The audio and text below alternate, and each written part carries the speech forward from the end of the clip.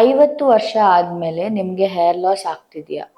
Science ಇಂದ ಇದರ answer ಮತ್ತು ಅದರ ಸೊಲ್ಯೂಷನ್ ಕೂಡ ಇದೆ.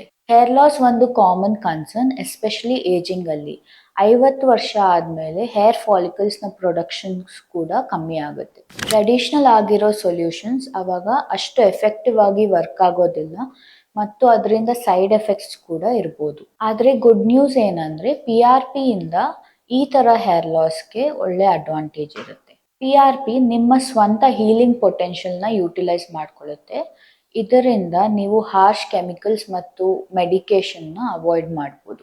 ಹೇರ್ ಸ್ಟಿಮ್ಯುಲೇಷನ್ ಡೈರೆಕ್ಟ್ ಆಗಿ ಇರುತ್ತೆ, ಅದರಿಂದ ಸ್ಲೋ ಗ್ರೋತ್ನ ಕೂಡ ಅಡ್ರೆಸ್ ಮಾಡುತ್ತೆ. ಸೈಡ್ ಎಫೆಕ್ಟ್ಸ್ ಮಿನಿಮಮ್ ಇರೋದ್ರಿಂದ ಇದನ್ನ ಸೇಫ್ ಅಂತ ಕೂಡ ಹೇಳ್ಬೋದು. For more information contact advance grow hair electronics.